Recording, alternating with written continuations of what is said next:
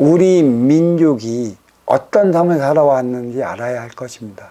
우리 민족의 삶이나 뿌리 민족의 삶이나 여인들의 삶이나 크게 다르지 않다는 것이죠.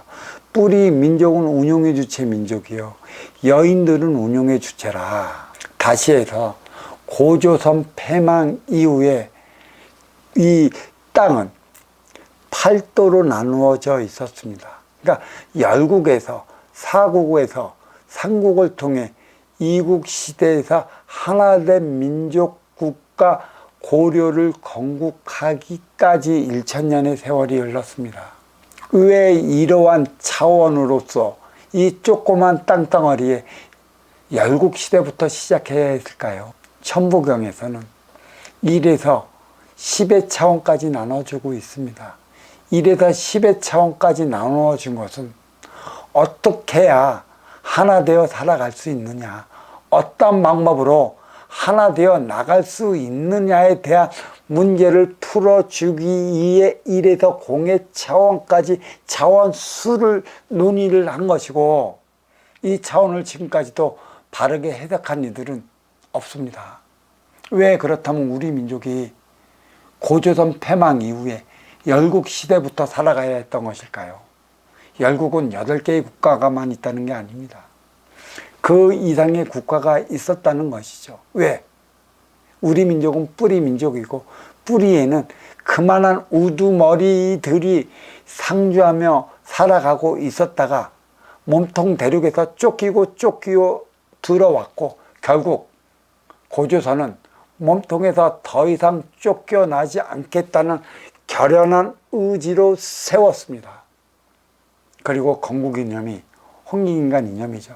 이미 우리 민족은 널리 세상을 이렇게 살아왔던 민족이라 홍익인간 이념이라는 슬로건을 내걸 수 있었던 것이었습니다. 감히 이러한 삶을 살아오지 못한 민족은 내걸 수 없는 게 홍익인간 이념입니다. 살아왔기에. 하지만 어느 순간부터 홍익인간을 잊어먹어 쫓기어 들어왔고, 결국 고조선에 건국하기에 이르렀고, 고조선의 패망은 이 땅에서 열국 시대부터 열어가게 만들었던 것입니다.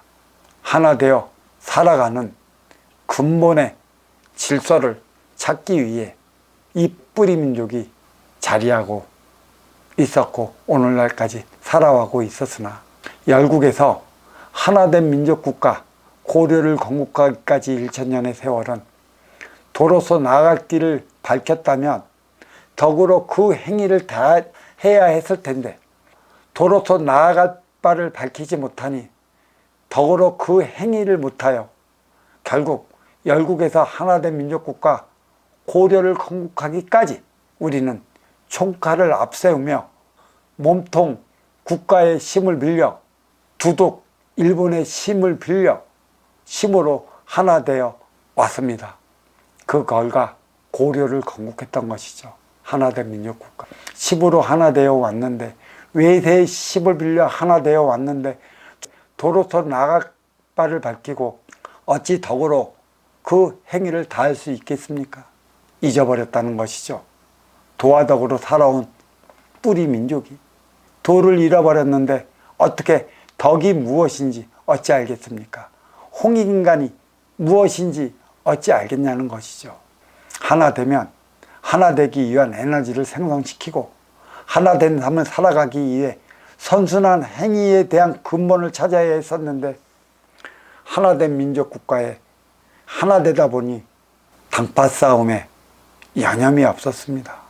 하나 된다면 대륙 세력 몸통과 해양 세력 두둑과 연계해 나갈 터인데, 뿌리에서 뿌리의 삶만 살다 보니 뿌리의 에너지를 갈구하는 몸통이 뿌리를 겁박할 수밖에 없고, 무태 에너지를 애원하는 섬나라 열도 두둑은 무엇이든 필요하며 찾아가야 하는 곳이 뿌리인데도 불구하고 도와주지 않으니 목숨 걸고 바다 건너 무트로 왔는데 도와주지 않는 만큼 뺏어가고 겁박하고 겁탈해 갈 수밖에 없는 것입니다.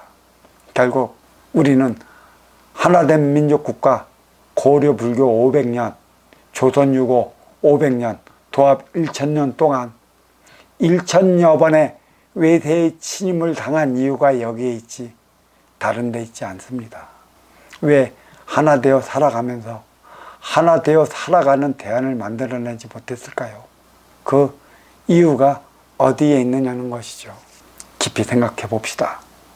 왜 1897년 대한제국이 왜 자리에 있는지를, 이는 13년 동안 썩은 뿌리를 재생시키기 위해 상목을 갈아입는 그 시대였다 할 수 있는 것이고, 일제 36년 두둑강점기는 썩은 뿌리의 토양을 바꾸기 위한 것에 있었고, 동족상장 6.25는 이 땅에 새로운 씨앗을 뿌리기 위한 기간으로서 자리하고 있었다, 이렇게 말씀드릴 수 있었고, 그 씨앗이 바로 베이비붐 세대라 얘기할 수 있습니다.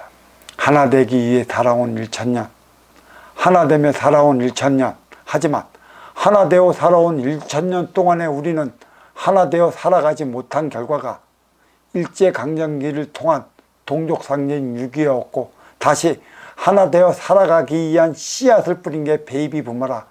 이들 세대가 하나 되어 살아가는 대안을 마련하지 못한다면 우리는 어찌해 나가야 할 바를 모릅니다. 그리에 자리한 게 1대 36년, 3대 108년 업그레이드 시대라. 그 끝날 무렵이 2024년 전후로 얘기할 수 있었고, 2024년 전후가 하나된 나가는 원년이라 얘기할 수 있는데, 이때 정녕 하나 되어 나가는 에너지원이 무엇인지 모르면 우리는 재차 분열되고 맙니다. 먼저 주고 후에 받는 선순환 행위가 여기에 있는 것이죠. 누가 먼저 줘야 할까요? 아쉬워 찾아가는 자가 먼저 줘야 할까요? 이로워 맞이하는 자가 먼저 줘야 할까요? 아쉬워 찾아가는 자는 활동주체라. 활동주체의 행위를 다하게 하는 건 이로워 맞이하는 운용주체이기 때문에 정녕 활동주체를 위한다면 이로워 맞이하는 자가 아쉬워 찾아오는 활동주체 그 행위를 다하게끔 이끌어 나가는 것에 있습니다. 문제는 어렵지 않습니다. 내가 이로워 맞이하는 자라면 나는 아쉬워 찾아오는 자라. 아쉬워 찾아오는 자의 아쉬움을 채워준다면 너는 활동주체로서의 행위를 다할 것이라. 이 뿌리의 화두를 풀어나간다면 1000년 동안 하나된 이 민족국가에서, 하나된 이 뿌리에서, 몸통 가지에서 하나 되어 살아가는 원년이 시작될 수 있을 것이라 저는 이렇게 심지어 말씀드릴 수 있습니다. 인연맞이 시대가 업그레이드 시대를 통해 인생살이 후천시대인 것입니다. 누가 인연을 바르게 맞이할 수 있는 자가 있기라도 하겠습니까? 어떤 이가 불러들인 인연의 아쉬움을 제대로 채워주고 있기나 하겠냐는 것이죠. 청년 실험물을 아무리 세워봤자, 네가 타고난 육생량을 아무리 발휘를 해봤자 인연 맞이를 못하면 망하는 것입니다. 아무리 좋은 신량로에, 아무리 좋은 위치에 네가 업장을 개살해 본들 불러들인 인연의 아쉬움을 채워주지 못하면 너는 그 무엇도 이루지 못할 것이라. 인연맞이 시대에 인연을 맞이한다는 것은 나의 능력을 쓰기 위한 것에 있고, 또 내가 받아온 실력을 보이기 위한 것에 있습니다. 능력을 쓴다는 것, 실력을 보인다는 것은 너의 인성이 갖춰질 때나 가능한 것이고, 인연을 바르게 맞이할 때나 가능한 것이라. 뿌리 못동 가지의 정신량을 과연 어떠한 방식으로 만들어 나가실지 현실적으로는 답이 안 나온다고 하는데 가능합니다. 인연맞이 시대가 왔습니다. 인연만 바르게 맞이하십시오. 불러들인 인연의 아쉬움을 채워주고자 노력 한번 해보십시오. 그들이 갖고 있는 주머니에 돈만 노리지 말라라는 것입니다. 그렇게 살아왔기 때문에 현실적으로 어렵다 생각하는 것이지, 찾아온 이의 아쉬움을 채워주기 위해 그를 부둥켜 안고 나간다면 어려운 일이 아닙니다. 결코 어렵지 않습니다. 먼저 주고 후회 받는 선순환을 다 하지 못하면 나는 어려워진다는 것이죠. 나는 힘들어진다는 것이죠. 그로 인해 현실적으로 어렵다 느껴지는 것입니다. 먼저 주고 후회 받는 선순환 행위를 다 하기 위해 우리는 항상 이 화두를 가지고 살아가고 있습니다. 어떻게 먼저 줘야 어떻게 후회 받을 수 있는 5경 이에 대한 대답은 여기까지 하겠습니다. 자, 감사합니다.